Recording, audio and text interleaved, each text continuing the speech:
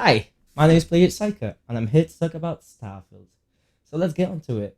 Mainly, what I will be talking about is the first episodes of Into the Starfield that have come out, and basically some good juicy news from Bethesda Twitter about the upcoming Microsoft and Bethesda showcase that's coming out on 12th of June. Let's get onto the first episode of Into the Starfield. And the first episode was basically an introduction of how much love they're putting into the games, how much they're trying to make new game evolve from the past experience of their development, and how much glad they are that they have the mod community so lovable that they continually create new content to the games so they can have a second life, which I think it's a nice niche to talk about. That the mod community is just as important as the developers. They've also explained a lot of thoughts they've put into exploration and a lot more than in previous games.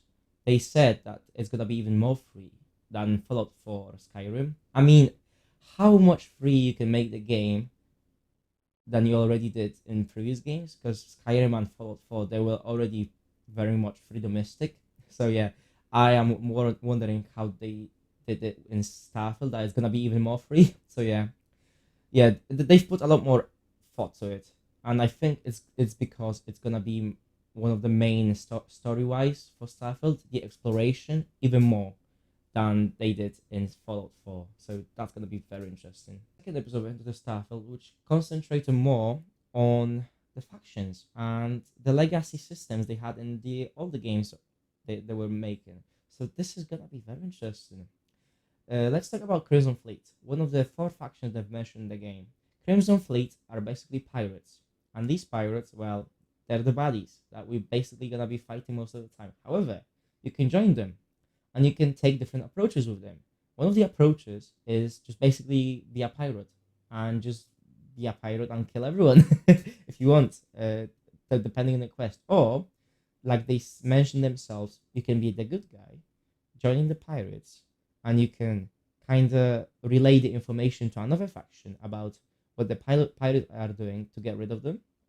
Or you can take a lot more different approach than the two they mentioned. So they're giving you a lot more freedom with the factions.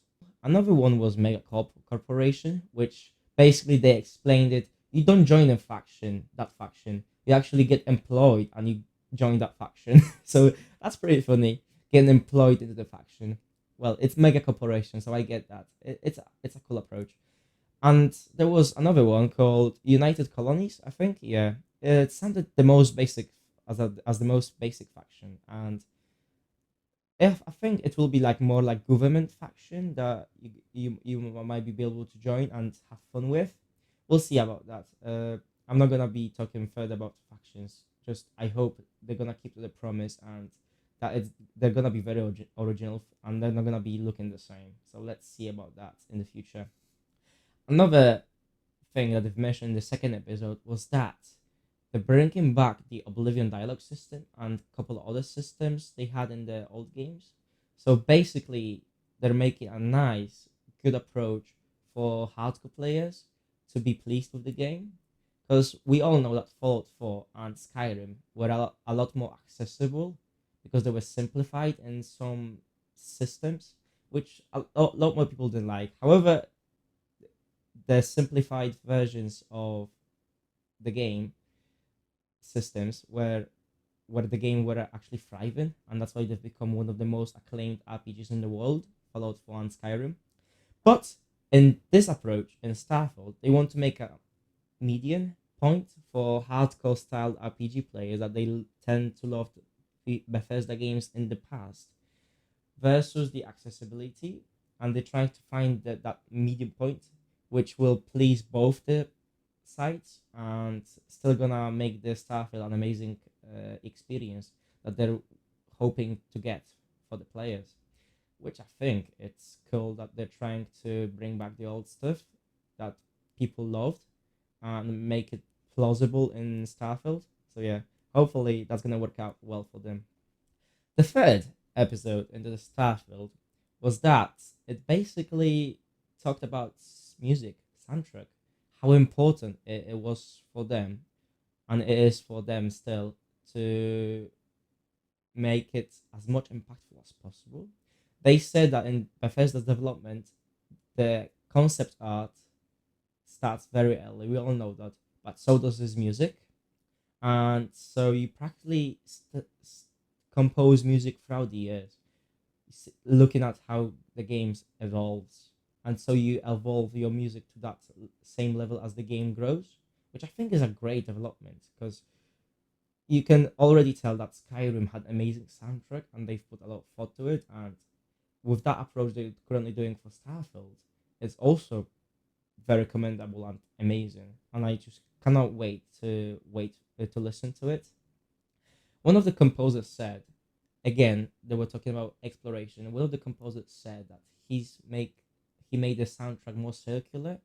So you basically have start, medium that develops for the adventure, and ending that loops back to start, and then it goes around and around and around. So they're putting a lot more effort into the adventure in the audio as well in the sound, because of how continuous the exploration will be in Starfield. And so they want to make a more impactful level of dimension, which they're adding into the sound right now.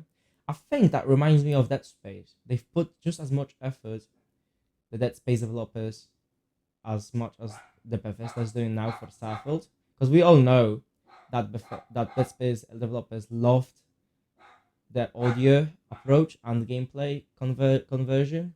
We all love that whenever we were dreading crowded corridors and we had the audio basically just telling us, yeah, something's not right, and it constantly shifted to different dreadful sounds, which at some point were nothing, but sometimes a monster could come out and kill you or attack you, and you always were on that toes, trying to look around and not trying to get jump scared. And yeah, that was amazing in that space game. And I think Bethesda is just doing as much approach to the music as the developers of Dead Space did, which I'm very interested in, and I cannot wait to listen to the soundtrack and actually play the game and see how impactful the sound will be in this generation of the Bethesda game. I think that's all that I wanted to talk about currently. However, there is still one more thing, and it's the Bethesda and Microsoft showcase. It is the first showcase that they're doing since the merge, and I think it's gonna be the same as the previous showcase they did together, but we're gonna be more concentrated on Starfield. I want to see the new main trailer. That will be the trailer that will hype us up for the game, just like we did with Skyrim.